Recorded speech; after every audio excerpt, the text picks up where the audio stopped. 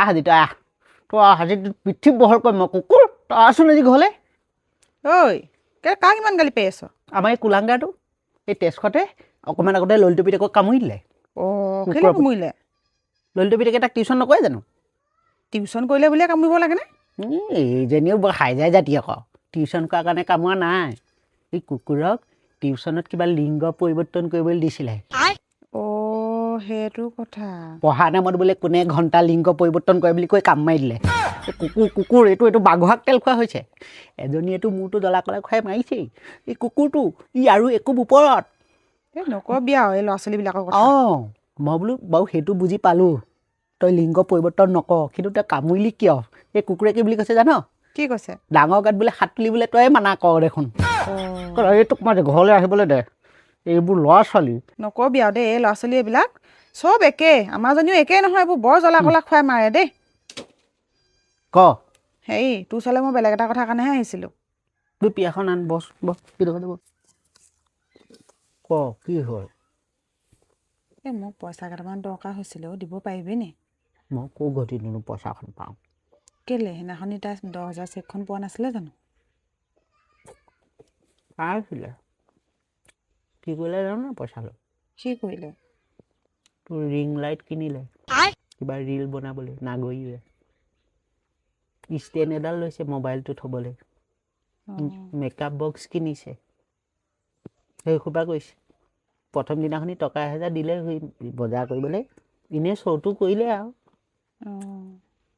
একোদিন সেইখনকে লৈ মহা যুদ্ধ ঘৰত কালি ক'লো বোলে টকা 200 দেচোন বজাৰৰ পৰা কিবা এটা আনোগৈ ল'ৰাটোৱে কিবা মাংস খাওঁ কৈ আছে ক'বলৈহে পালোঁ তোৰ যিখন বকনি মেলিছে মই হেনো বোলে তিমুৰীয়া মাইকী খাওঁ হেনো মই সেই দেখো মানে যুদ্ধ এইকেইদিন সোপাকে লয় তোক কেলৈ পইচা দৰকাৰ হৈছে নো এই এইকেইদিন ককাৰ গাটো আকৌ বৰ বেয়া হৈছে দৰৱ কিনি কিনি হাইৰাং হৈ গৈছোগে জানো ক ককাইক নহ'লে নেচাৰ থেৰাপিটোকে কৰাইছা আকৌ কি নেচাৰ থেৰাপি আচ্ছা তই মোক এটা কথা কচোন এই আগৰ মানুহবোৰৰ যে বেমাৰ আজাৰবোৰ বেছিকৈ নহয় বহুত দিন যে জীয়াই থাকে কেলৈ বাৰু তই কচোন এই আগৰ মানুহবিলাকে ভাল ভাল খাদ্য খাইছিলে আকৌ নিৰ্ভেজাল বস্তু খাইছিলে তোৰ মানুহবোৰ হৈ কেঁচা ঘৰত থাকে খালী ভৰিয়ে থাকে তোৰ মানুহবোৰ প্ৰাকৃতিকভাৱে থাকে সেইকাৰণে মানুহবোৰৰ বেমাৰ আজাৰো কমতি নহয় হয় আকৌ পাই সেইবোৰ তেল মছলাবোৰ আগৰ মানুহবোৰে খাইছিলে নাখায় নহয় নাখায়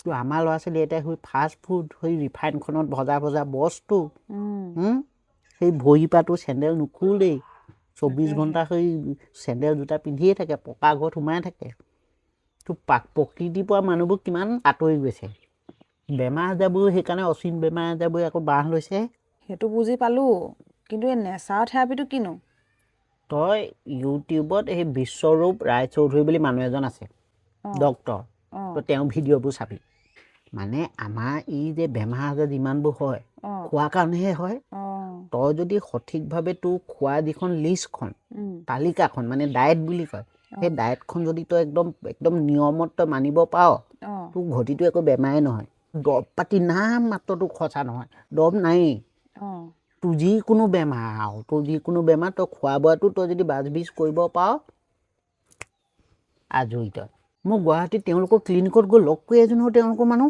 গুৱাহাটীত আছে এই গুৱাহাটীত আছে তোৰ বেলতলাত আছে মই ঠিকনাটোও দি দিম তোৰ দৰৱ পাতি খৰচা নাই কিবা নাই তই যি টি দৰৱ খালে আকৌ আজিকালি ছাইড এফেক্টো হয় নহয় তই এইবোৰত আকৌ সেইবোৰ প্ৰব্লেম নাই নহয় একদম তই ভাল পাই দিবি মুঠতে তই 10-15 দিনৰ ভিতৰত চব মই লিংক দিম তোক এড্ৰেছ ঠিকনা দিম বেলতলাত আছে তেওঁলোকৰ হেৰিটো ক্লিনিকখন তই ককাইক ইমিডিয়েট লৈ যা সোনকালে মই সেইটোৱে কৈছোঁ আৰু তোক ফোন নাম্বাৰটো ঠিকনা বেলতলা চাৰ্ভেত চব মই দি দিম তোক মই লগ কৰি আহিছোঁ এইকেইটা ভিডিঅ' চা মানুহজনে কেনেকৈ কয় কথাখিনি সেইটো চা আমাৰ ক্লিনিকৰ বিশেষত্ব হ'ল প্ৰথম কথা আমাৰ ফাউণ্ডাৰ ডক্টৰ বিশ্বৰূপ ৰায়চৌধুৰী আপোনালোকে চাগে মানে তেওঁৰ নামটো শুনিছেই তেওঁ যথেষ্ট পপুলাৰ হয় আৰু ইণ্টিগ্ৰেটেড মেডিচিন বা অল্টাৰনেটিভ হেল্থ কেয়াৰৰ জগতত তেওঁ মানে এটা প্ৰমিনেণ্ট নেম আৰু পেন ইণ্ডিয়া আপোনাৰ মোৰ দেন 650 ক্লিনিকছ অপাৰেট হৈ আছে তাৰে ভিতৰত গুৱাহাটীৰ ক্লিনিকটো মই এজ এ ক্লিনিচিয়ান চলাই আছোঁ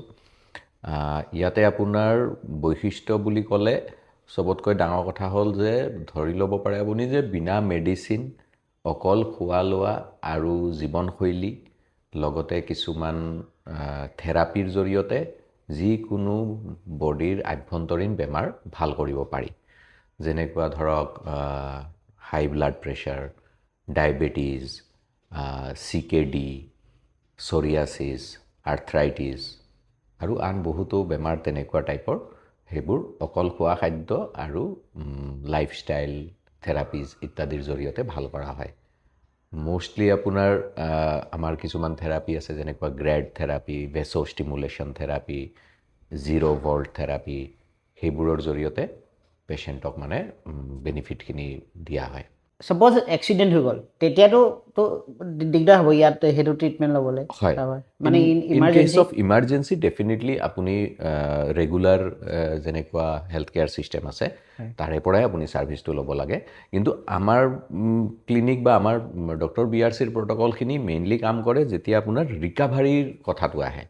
কমপ্লিট কিয়ৰ বা কমপ্লিট ৰিকাভাৰীটো আপোনাৰ অকল মেডিচিনৰ জৰিয়তে সকলো ক্ষেত্ৰত সুফল নাপাবও পাৰে।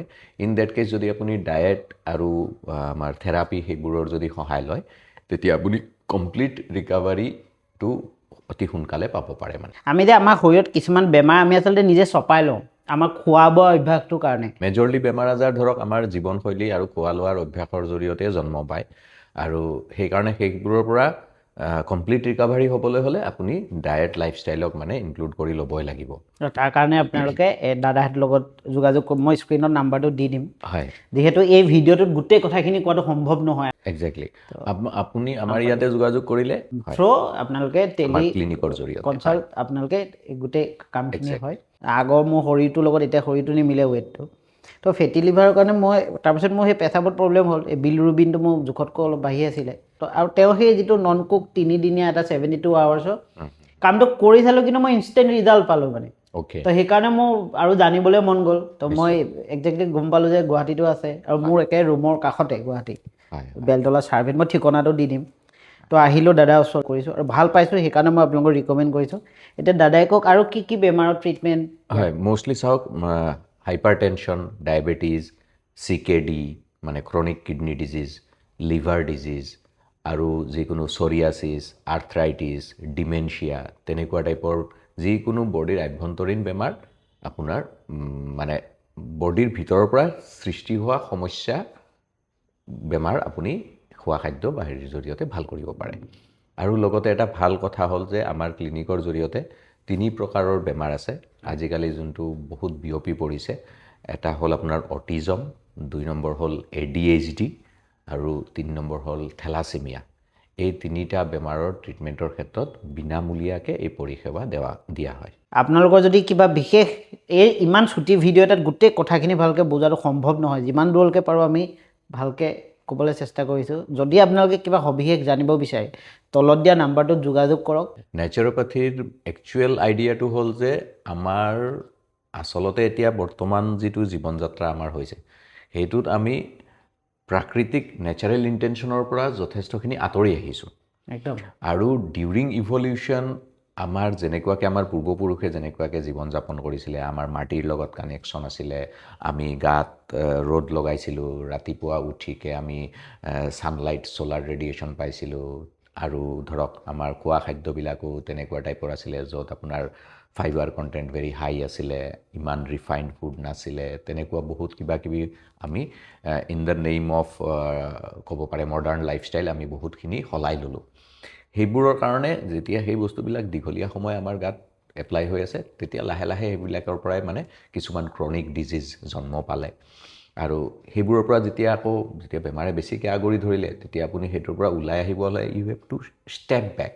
আপুনি আকৌ মানে ঘূৰি আহিব লাগিব প্ৰাকৃতিক জীৱনশৈলীৰ ওচৰলৈকে। যিমানখিনি ওচৰ চাপিব পাৰে সিমানখিনি ঘূৰি আহিব লাগিব। ইয়াৰ বাহিৰে বেলেগ বিকল্প নাই। মানে ইমান এটা ভাল চিকিৎসা শৈলী, ইমান এটা ভাল, তথাপিও কিন্তু মোৰ অনুভৱ হৈছে এই বস্তুটো যিমানখিনি প্ৰচাৰ পাব লাগিছিলে কিন্তু পোৱা নাই নেকি এতিয়ালৈকে। হয়, চাওক, লাহে লাহে বস্তুটোৰ জনপ্ৰিয়তাটো বাঢ়ি গৈ আছে, আৰু সেই বিষয়টো আৰু এনেকুৱা অল্টাৰনেটিভ মেডিচিনৰ বা অল্টাৰনেটিভ প্ৰট'কলবিলাকৰ আচলতে হেল্থ কেয়াৰক ইম্প্ৰুভ কৰিবৰ কাৰণে এচেঞ্চিয়েল হয়। সেই বস্তুটো চৰকাৰৰ ফালৰ পৰাও অনুভৱ কৰিছে। সেইকাৰণে 2014 চনৰ পৰা আমি দেখিছোঁ যে আয়ুষ মিনিষ্ট্ৰী কমপ্লিটলি এটা ছেপাৰেট মিনিষ্ট্ৰী হিচাপে আমাৰ এই বস্তুবিলাক এৱেৰনেছ ক্ৰিয়েট কৰিবৰ কাৰণে প্ৰতিনিয়ত কাম কৰি আছে। আচ্ছা চৰকাৰৰ ফালৰ পৰাও যথেষ্ট পদক্ষেপ লোৱা হৈছে চ' ডেট মানুহে যাতে এই বস্তুবিলাক ভালকৈ বুজি পায় বা আঁকোৱালি ল'ব পাৰে।